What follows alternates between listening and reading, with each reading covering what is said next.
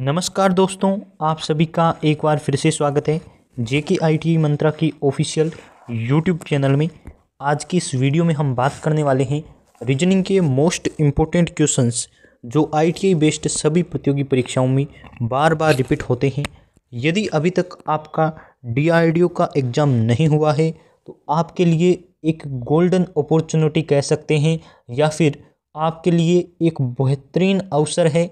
अपनी तैयारी कीजिए। आपके सामने तो डीआरडीओ के कई पेपर्स हो चुके हैं, तो आप उनके क्वेश्चंस पढ़िए, प्रैक्टिस कीजिए। और अब आपका टारगेट होना चाहिए कि अब तक जितने भी एग्ज़ाम हुए हैं उनसे ज़्यादा आपका स्कोर बनना चाहिए, क्योंकि आपको एक एक्स्ट्रा अवसर मिला है। तो उसी के लिए रीजनिंग के इम्पोर्टेंट क्वेश्चंस लेकर उपस्थित हुए हैं, जो यूपीपीसीएल के लिए भी बहुत ज़्यादा इम्पोर्टेंट है, क्योंकि रीजनिंग 10 क्वेश्चन आने हैं यूपीपीसीएल में भी, डीआरडीओ में भी और आईटीआई बेस्ड सभी प्रतियोगी परीक्षाओं में। Reasoning general awareness, maths, English का लेवल 1 जैसा रखा जाता है, तो आप भी पढ़ सकते हैं। चलिए शुरू करते हैं। यदि आप चैनल पर पहली बार आए हैं तो इसे सब्सक्राइब कर लीजिए। आईटीआई बेस्ड नॉन टेक हम आपको प्रोवाइड करवाते हैं, और प्रीवियस वीडियोज़ को भी ज़रूर देख लीजिए। अच्छा लगे तरीका और क्वेश्चन भी पसंद आई तो लाइक ज़रूर कर दीजिए।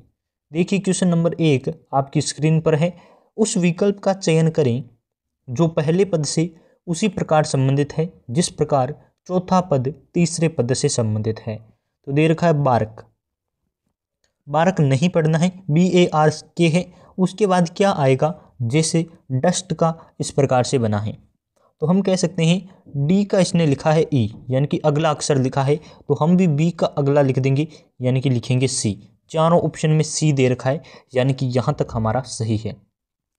उसके बाद देखिए U का इसने लिखा है। U का क्या लिखा है, तो आप कहेंगे U का इसने लिखा है W। क्यों? क्योंकि U के बाद आता है V को छोड़कर इसने लिखा है W, यानी कि एक अक्षर छोड़ के लिखा है, तो हम भी A के बाद B आता है उसे छोड़कर लिख देंगे C, क्योंकि यहाँ A दे रखा है, A के बाद आता है B और B के बाद C। एक हमें B को छोड़ना है, जैसा कि इसने यहाँ छोड़कर हमें बताया है। तो समझ गए ना यहाँ तक। उसके बाद देखिए क्या है, S है। S का इसने लिखा है V। S के बाद आता है T, U और V, तो इसने T और U दो छोड़े हैं। उसके बाद V लिखा है, तो हम भी R के बाद दो छोड़कर लिखेंगे। R के बाद S, T, U आते हैं। R के बाद हमें S T छोड़ना है, U लिखना है, ये लो U भी हमने लिख दिया। उसके बाद देखिए क्या किया इसने, T का लिखा है X, तो मैं आपको यहाँ बता देता हूँ T के बाद आता है U, V, W, X, यानी कि आप कह सकते हैं इसने 3 अक्षर छोड़े हैं।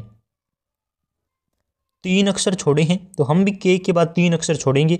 K के बाद आता है L, M, N, O, तो L, M, N छोड़ देंगे, O लिखेंगे, तो क्या बना, यहाँ आप इजीली देख सकते हैं C, C, U, O। किस ऑप्शन में दे रखा है, देख लीजिए किस ऑप्शन में दे रखा है, इजीली आपको दिखाई दे रहा होगा। एक बार मैं इतना इरेज कर देता हूँ, फिर आपको पता चल जाएगा। CCUO है ना, ऐसा था ना option, CCUO option number B में है, तो आपका ऑप्शन नंबर बी सही आंसर रहेगा। यदि आपको तरीका पसंद आ गया है क्वेश्चन समझाने का, तो लाइक भी कर दीजिए। लाइक की संख्या बहुत कम होती है और आप व्यूज भी कर जाते हैं, तो वीडियो को शेयर और लाइक भी करें। और आपके पास अलग से क्वेश्चन है तो उन्हें सोल्व करने की प्रैक्टिस कीजिए। देखिए नेक्स्ट क्वेश्चन आपकी स्क्रीन पर, निम्नलिखित प्रश्न में से विकल्पों में से लुप्त संख्या ज्ञात कीजिए। तो निम्नलिखित प्रश्न में दिए गए विकल्पों में लुप्त संख्या आपको ज्ञात करनी है। आई होप आप इजीली कर पाएंगे, क्योंकि सिंपल क्वेश्चन है, इसमें कोई ज़्यादा आपको कॉन्सेप्ट लगाने की आवश्यकता नहीं है। देखिए कॉन्सेप्ट क्या कह रहा है, 9, 3, 8, 6, 6 इस प्रकार से आपको संख्या दे रखी है। तो इस प्रकार के क्वेश्चन में आपको पहले तो देखना है क्वेश्चन कहाँ है। क्वेश्चन मार्क यहाँ है ना, तो क्वेश्चन मार्क किस लाइन में, एक तो ऐसे आ सकता है और एक आप क्वेश्चन मार्क की आंसर ऐसे ला सकते हैं। दो तरीके हैं, एक ऐसे या एक ऐसे। या तो आप 6, 8, 11 में कुछ ऐसा जोड़ घटाव गुणा भाग कुछ कीजिए कि क्वेश्चन मार्क आ जाए, या फिर आप ऐसे कीजिए 12 और 11 में कुछ कीजिए कि आपका क्वेश्चन मार्क आ जाए। तो हम दोनों तरीके से कोशिश करेंगे। पहले आपको करना है, यहाँ क्वेश्चन मार्क है ना, तो आपको देखना है ये संख्याएं कैसे आई, ऐसे चल रहे हैं ना, तो ये देखना है ये संख्या कैसे आई। तो देखिए हम करते हैं, तो देखिए हम 9 और 3 में कुछ ऐसा करेंगे कि 8 आएगा, तो देखिए कैसे आ सकता है, 9 में से यदि हम 3 घटाते हैं तो 8 नहीं आएगा। 9 का स्क्वायर करते हैं और 3 का स्क्वायर करते हैं फिर भी कोई फ़ायदा नहीं पड़ेगा। आप चेक कर लीजिए, पूरा टाइम होता है आपके पास। अब मैं आपको डायरेक्ट आंसर बताने वाला हूँ क्योंकि वीडियो हो रहा है रिकॉर्ड, क्यों हम अपना टाइम वेस्ट करें। आपको डायरेक्ट आंसर निकालने का तरीका बताता हूँ। ये क्वेश्चन इस प्रकार से हल होगा, 9, 6, 15 में कुछ ऐसा करना है कि हमारा 12 आ जाए। उसी प्रकार से हम इसमें करके 11 लाएंगे, उसी प्रकार से हम क्वेश्चन मार्क को भी लाएंगे। अब देखिए मैं आपको तरीका बता रहा हूँ क्या करना है। आपको ये वाला है ना 2 अंक जोड़ने हैं, 6 और 15 हमें ऐड करने हैं। कितना होगा आप कहेंगे 21 हो गया ना, सही है ना एकदम। उसमें से आपको ये 9 माइनस करना है। 21 में से 9 गई आपके कितने होंगे, तो आप कहेंगे 12 हो जाएंगे, है ना। 21 में से 10 जाते तो 11, 9 गए हैं तो यानी कि 12। तो ये ऐसे हुआ है। आगे भी आपको यही तरीका फॉलो करना है। कौन सा तरीका, आंसर वाला।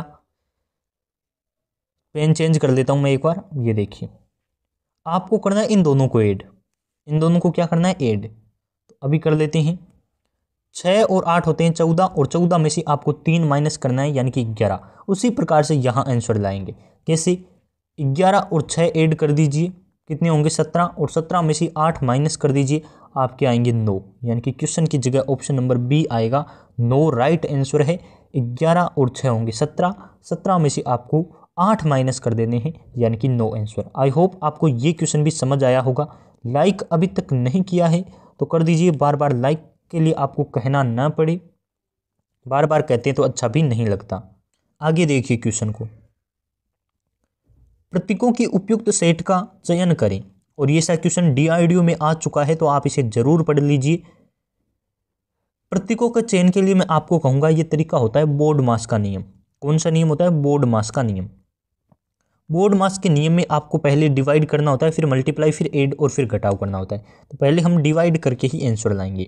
और इस प्रकार की क्वेश्चन को जल्दी हल करने का तरीका होता है कि आप ऑप्शन के थ्रू करें। तो देखिए पहले में आपको भाग का निशान दे रखा है एकदम लास्ट में, तो आपको एकदम लास्ट वाली संख्या के बीच में भाग देना है। 5 में जब 4 का भाग देते हैं तो भाग पूरा पूरा नहीं जाता, यानी कि ऑप्शन नंबर ए आपका राइट आंसर होगा नहीं। अब दूसरे में देखिए भाग का निशान दे रखा है बीच में, बीच में दे रखा है यानी कि आपको बीच वाली संख्याओं में भाग देना है। संख्या 1, 2, 3, 4 है ना, तो 8 में 5 का भाग आप देंगे तो 8 में पूरा पूरा 5 का नहीं जाता, यानी कि ऑप्शन नंबर बी भी नहीं होगा, ए भी नहीं होगा, क्योंकि अभी हमने चेक कर लिया है। तो अब आपके सामने बचा है ऑप्शन नंबर डी, यही आंसर है। अब मैं आपको करके बता देता हूँ कि ऑप्शन डी कैसे आंसर है, प्रूव कर देता हूँ। आपको एग्जाम में प्रूव करने की आवश्यकता नहीं है, जो ऑप्शन बचे वही आंसर होगा। अब इसमें देखिए भाग का निशान है पहले, तो आपको 72 में 8 का भाग देना है, क्योंकि पहले वाली संख्याओं में भाग देना है। ये लो पहले वाली में हमने भाग दिया, तो 72 में 8 का भाग देते हैं 9। फिर आपको करनी होती है, ये कह रहा है गुणा करो, तो आपको 9 को गुणा करनी है 5 से, क्योंकि ये दो संख्या 16 हो गई।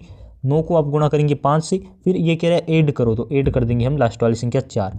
9 पंजे होता है आपके 45, और 45 में 4 जोड़ते हैं 49, जैसा कि इसने दे रखा है। ये लो आपका आंसर भी हो गया, और आई होप आपको पसंद भी आ गया।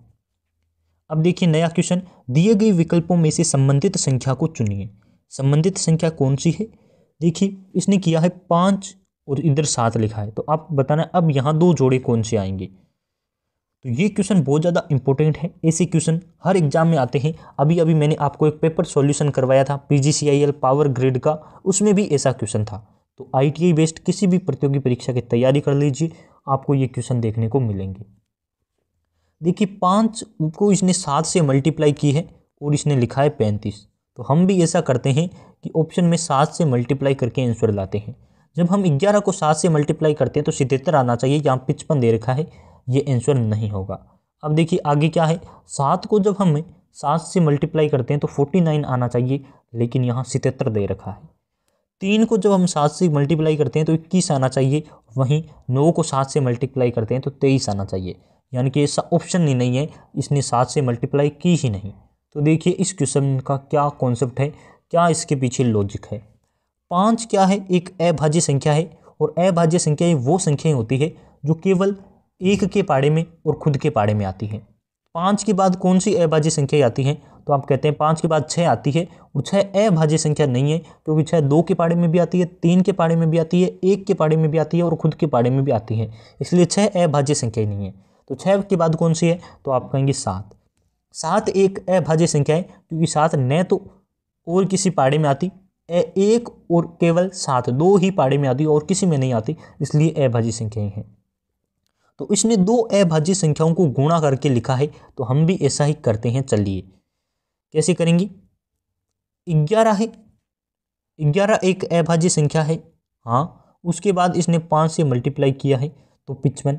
ठीक बात है, ठीक बात है। लेकिन यहां देखिए क्या हुआ है, क्वेश्चन में क्या हुआ है, 5 और 5 के जस्ट बाद वाली अभाज्य संख्या से मल्टीप्लाई हुई है।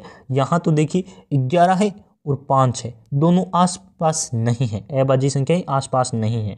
देखिए 7 में क्या है, 7 एक अभाज्य संख्या है, 7 के बाद आती है 8, वह अभाज्य नहीं है, 9 भी अभाज्य नहीं है, 10 भी अभाज्य नहीं है, 11 अभाज्य है। तो 7 के बाद 11 अभाज्य आती है, तो 7 को 11 से मल्टीप्लाई करके 77 लिखा है, ये आंसर हो सकता है। 8 के बाद देखिए 3 एक अभाज्य संख्याएं हैं, लेकिन 3 के बाद आती है अभाज्य संख्या, वो कौन सी होती है, तो वो आप कहेंगे 5 होती है। और वैसे ही 9 अभाज्य संख्या है ही नहीं, तो ये आंसर नहीं होगा। यहाँ आपका ऑप्शन नंबर बी सही आंसर है, पास वाली 2 अभाज्य संख्याओं को मल्टीप्लाई करके आंसर लाना था।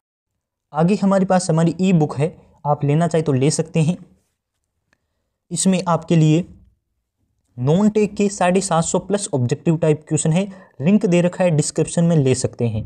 और यदि आपको वीडियोज पसंद नहीं आ रही है, तो ये आपके सामने एक स्क्रीनशॉट है, जिसमें ये किसी ने भेजा है कि आपकी वीडियो से ये क्वेश्चन आया, और DRDO सितंबर 6 जनवरी का जो सेकंड शिफ्ट था, उसमें ये क्वेश्चन पूछा गया कि पहला पृथ्वी सम्मेलन कहाँ और कब हुआ।